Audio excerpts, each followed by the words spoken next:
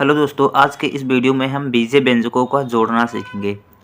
बचपन में हमने जोड़ना कैसे सीखा था, जैसे कि आपके पास पहले समझते हैं कि हमने गिनती कैसे जोड़ना शुरू किया बचपन में।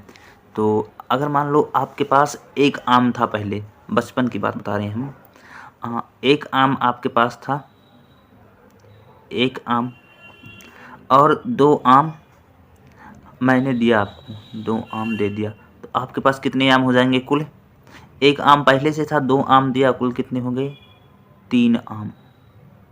ठीक है, देखो, एक आम पहले आपके पास था, दो आम मैंने दिया, आपके पास कितने आम हो गए? तीन आम। अब इसको थोड़ा सा रुपया से समझते हैं कि जैसे मान लो आपके पास 50 रुपया था। कितना था? 50 रुपया। मैंने आपको दिया 50 रुपया, 50 रुपया दिया। आपके पास अब कितना रुपया हो गया? टोटल 100 रुपया हो गया। हम सिंपल क्या कर रहे हैं, जो यहाँ पर अंक लिखा है उनको बस जोड़ दे रहे हैं। लेकिन यहाँ पर जो लिखा है, यहाँ पर रुपया लिखा था, यहाँ पर रुपया लिखा था, तब दोनों को जोड़े हैं, तब जाकर यहाँ पर रुपया लिखा है। ठीक है, यानी ये वाला रुपया, ये वाला रुपया, ये वाला रुपया, सब में रुपया ही है, कहीं पर कुछ बदल कर कुछ दूसरा नहीं हुआ है। जैसे इसमें यहाँ पर भी आम था, एक आम, यहाँ पर भी दो आम, यहाँ पर भी तीन आम था। ठीक है, तो ये जोड़ना आपको आ गया। अगर मैं बोलूँ कि ये 10 डिब्बा, डिब्बा की जगह पर कुछ हो सकता है। ठीक है, 10 डिब्बा प्लस 5 डिब्बा बराबर कितना डिब्बा हो जाएगा? तो आप कहेंगे 15 डिब्बा। क्या डिब्बा?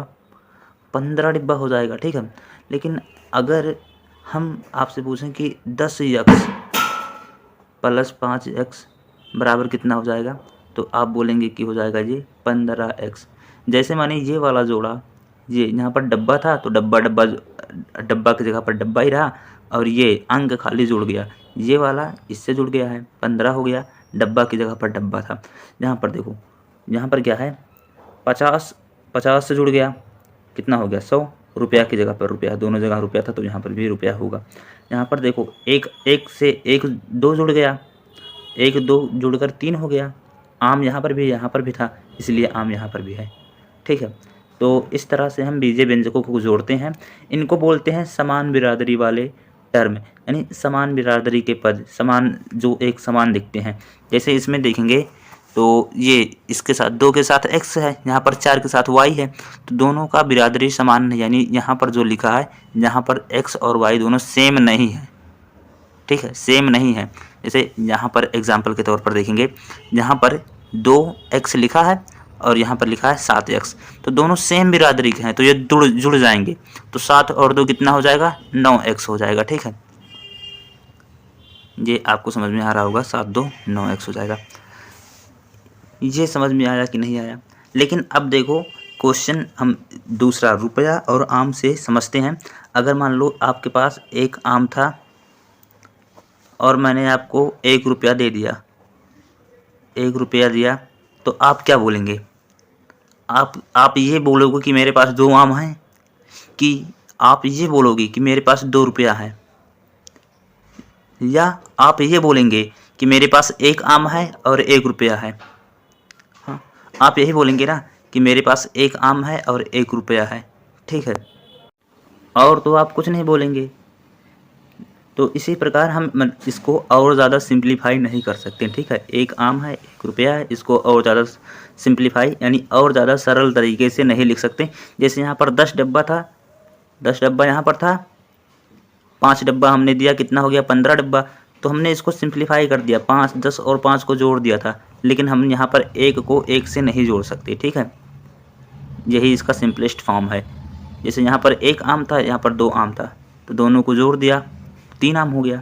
यहाँ पर आम था, यहाँ पर आम था, तभी जुड़ा है, नहीं तो नहीं जुड़ता। देखो, यहाँ पर आम है लेकिन यहाँ पर रुपया है, तो आम और रुपया, एक आम और 1 रुपया जोड़कर 2 आम थोड़ी हो जाएंगे, या 2 रुपया थोड़ी हो जाएंगे, बस रहेगा तो एक आम और 1 रुपया ही ना। तो इसको और ज़्यादा हम जोड़ नहीं सकते।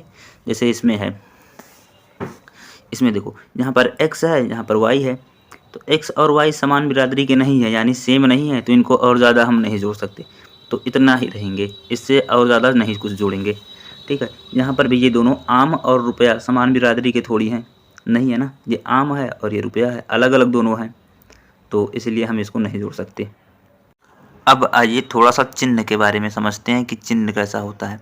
देखो, अगर हम पूछें यहाँ पर कि 8 धनात्मक है कि ऋणात्मक है, तो आप बोलेंगे कि 8 जो है धनात्मक है, उसके आगे प्लस का चिन्ह लगा हुआ है, ठीक है। ये वाला साइन जो होता है उस संख्या का साइन होता है, ठीक है।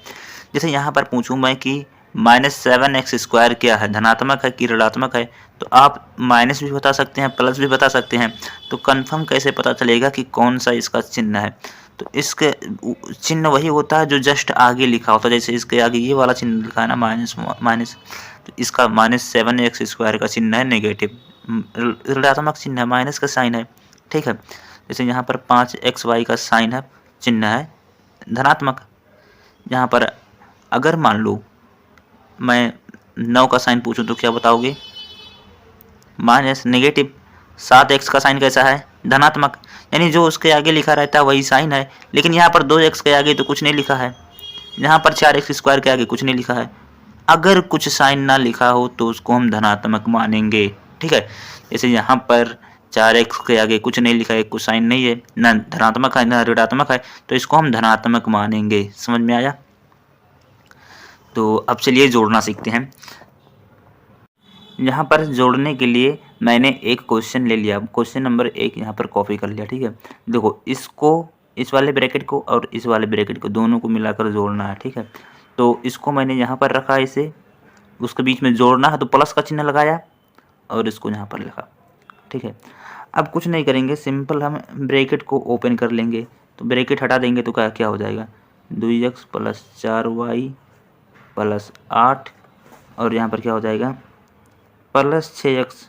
प्लस है तो साइन पर कोई इफेक्ट नहीं होगा, प्रभाव कोई कुछ नहीं पड़ेगा, ठीक है। -4y + 7, ठीक है। ब्रैकेट ऐसे आसानी से हटा लेंगे बिना कुछ समझे सोचे। अब जो जो समान बिरादरी हैं उनको ढूंढो। जैसे यहाँ पर 2x है, तो 2x कहाँ है? ये x की बिरादरी नहीं है, ये वाला भी नहीं है, ये वाला देखो, यहाँ पर 6x है, दोनों समान बिरादरी हैं। तो यहाँ 2 लिखा है, यहाँ 6 लिखा है, तो दोनों को एक साथ लाओ, दोनों के एक साथ लाओ, ठीक है। 2x के + 6x के एक साथ ले आओ, ठीक है। अब इसको देखो, यहाँ पर 4 लिखा है ना, 4y, इसका देखो चिन्ह, देखो चिन्ह इसका प्लस में था, 4y हुआ, 6x का चिन्ह प्लस में था, प्लस में लिखा, 4y लिखा। अब देखो y का बिरादरी ढूंढो, इसके बिरादरी का y वाला टर्म जोड़ो। कहाँ है y वाला पद? यहाँ पर है -4y। देखो इसके आगे साइन क्या है? नेगेटिव साइन है, तो यहाँ पर नेगेटिव हो जाएगा, -4y, ठीक है।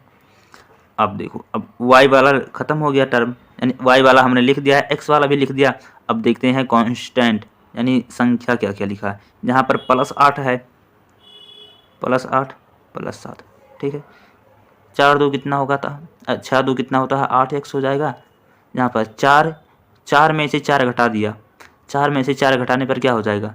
0 हो जाएगा, सिंपली 0, ठीक है। 7 8 कितना होता है? 15। तो इसका आंसर कितना आ गया?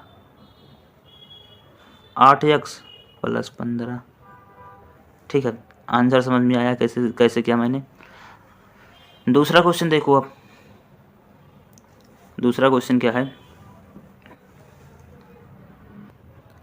ये अपना दूसरा क्वेश्चन है, ठीक है। दूसरा क्वेश्चन मैंने यहाँ से ये वाला क्वेश्चन और की जगह पर मैंने प्लस लगा दिया, यहाँ पर कॉपी कर लिया, ठीक है। दोनों को जोड़ना है। अब हम सिंपली, पहला स्टेप क्या है? पहला स्टेप है कि सिंपली ब्रैकेट हटा दो बिना कुछ किए। तो 4x² + 8x + 6 लिखा, + 5x + 4y - 2, ठीक है। अब मैंने देखा समान बिरादरी को एक साथ रखो, तो यहाँ पर 4x² है, तो 4x² यहाँ पर x² वाला टर्म ढूंढा, तो x का x है लेकिन x² नहीं है, ठीक है। तो x और x² दोनों सेम बिरादरी के नहीं हैं, तो हम x² को रखे हैं। अब x² वाला कोई और पद नहीं है इसमें, तो कुछ नहीं करेंगे, आगे बढ़ेंगे, x वाले को देखेंगे। यहाँ पर प्लस में 8x है, तो प्लस में 8x लिखा। अब x वाला कोई और है? हाँ, मैंने देखा यहाँ पर है एक ठू, कितना है? प्लस में 5x है, तो दोनों को साथ में ले आए, 5x, ठीक है। अब देखा y वाला, देखा तो y वाला कहीं पर है? हाँ, यहाँ पर है, कितना है, प्लस में 4y है, प्लस में 4y। अब और कहीं 4y है, नहीं है, y कहीं और y कहीं पर भी नहीं है, ठीक है। तो मैंने कांस्टेंट टर्म को देखा, संख्या को देखा, तो यहाँ पर +6 था, +6 लिखा, यहाँ पर -2 था, -2 लिखा, ठीक है।